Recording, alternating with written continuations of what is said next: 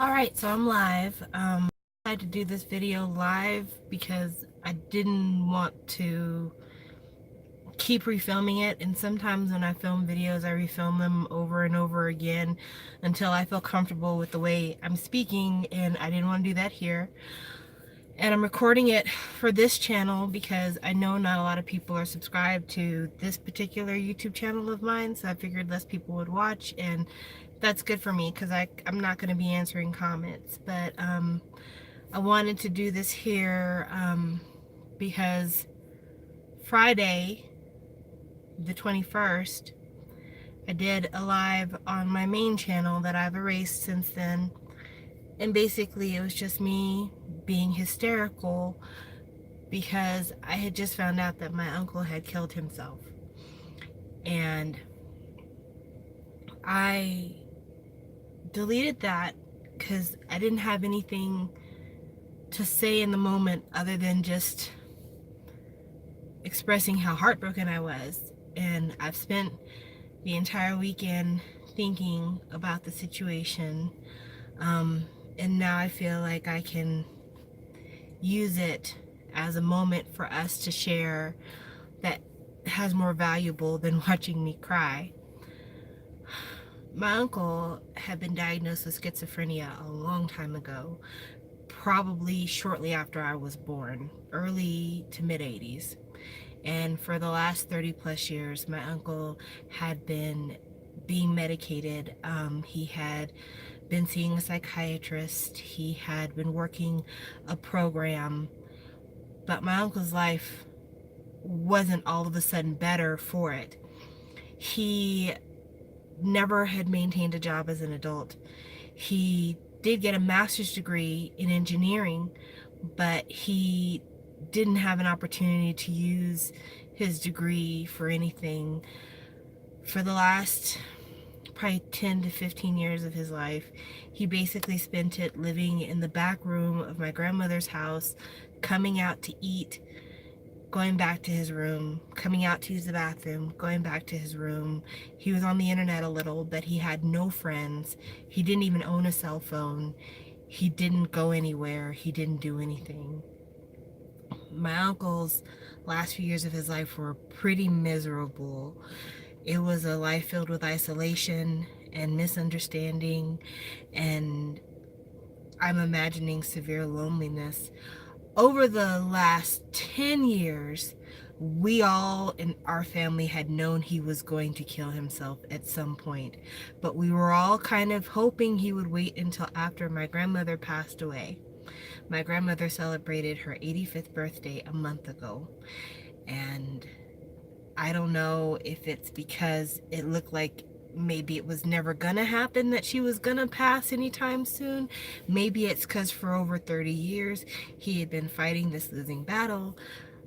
I don't know what changed the morning of September the 21st, but that morning it was just time. And my grandmother found him, and then my sister came in because my sister and my nephew live with my grandmother.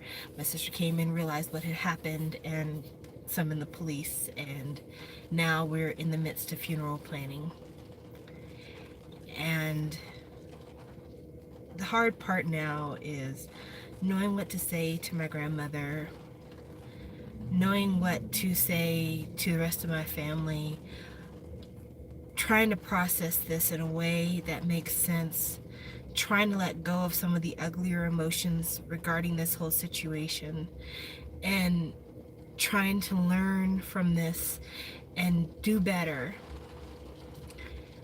And the part from learning and doing better, it's not learning how to treat somebody who has schizophrenia differently, or I don't think there's anything that could be learned from my uncle's treatment, because we did everything that people said that black families don't do.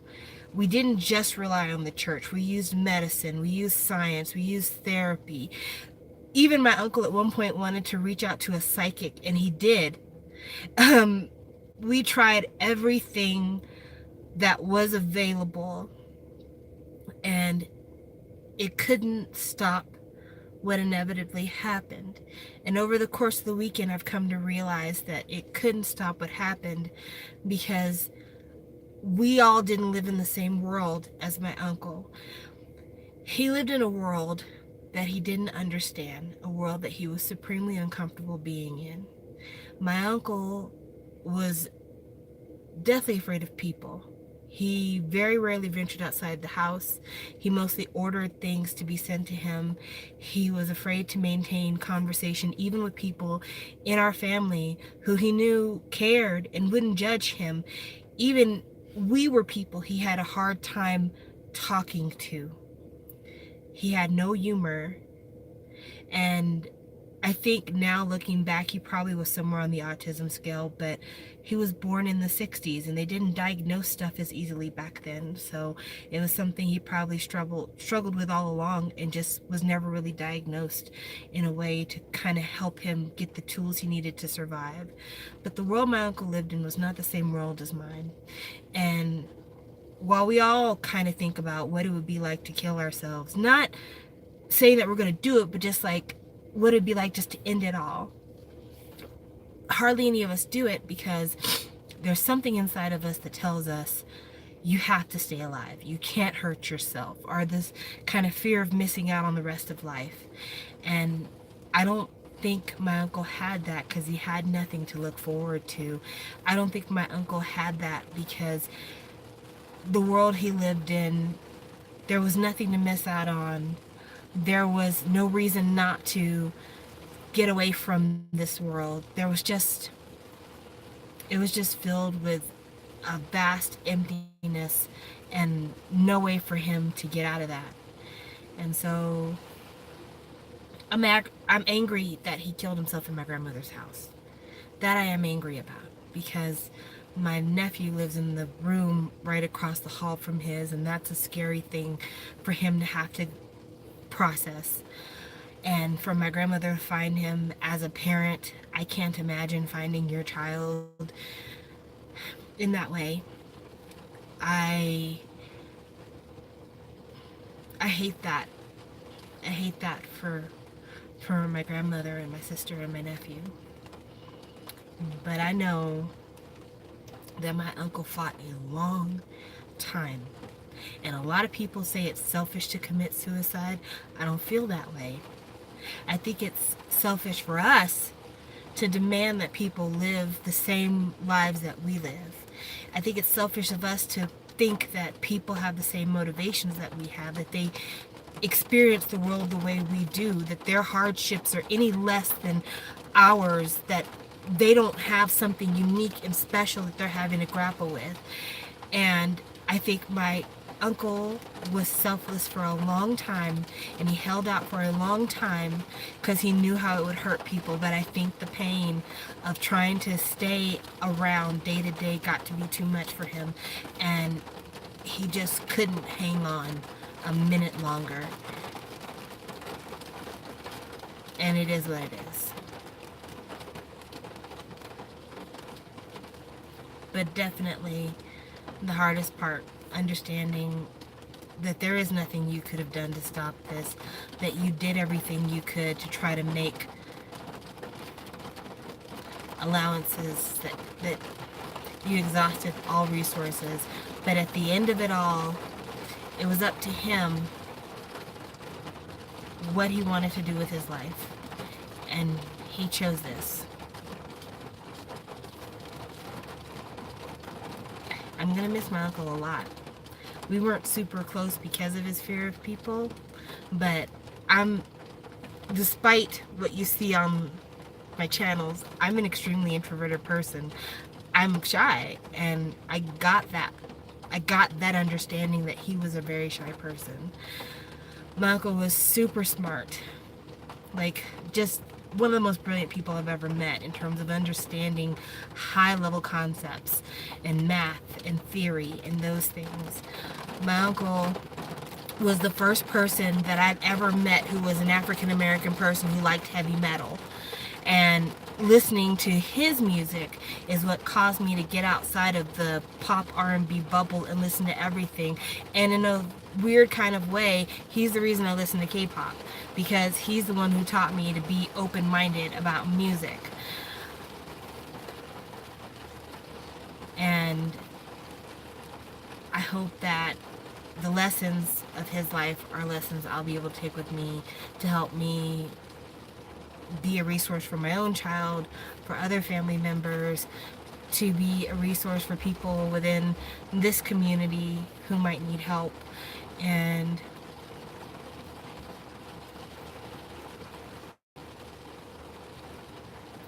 I just, the hard part is that he's gone. The hard part is there's nothing that could have been done about it. And the hard part is that there are more and more people out there who feel the same way. And there's not really much we can do about it. So I wanted to put this out here, and there's no way to tie this up. There's no bow to put around all this. It has been a very painful experience to work my way through mentally. And of course, we're still not done. We've got funerals to attend and all those other things too, but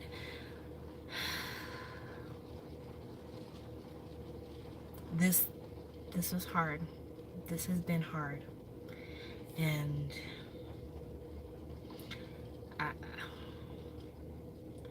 if you guys have any experience in this, just know that I understand where you're coming from, and I'm sorry. And this is not easy, and this is the hard part. This is the hard part of living. This is the hard part. Thank you for watching. Thank you for understanding. Thank you for giving me a place to vent, because I don't have many places to talk about this kind of stuff. And if there's anything I can do to help any of you, or if there's anything you can do to help me, if you have scripture that you want to leave in the comments section that can comfort me, I will take it. I will take it. Yeah. All right then, guys, I'm gonna go. Thank you so much. I appreciate it, and I will talk with you later.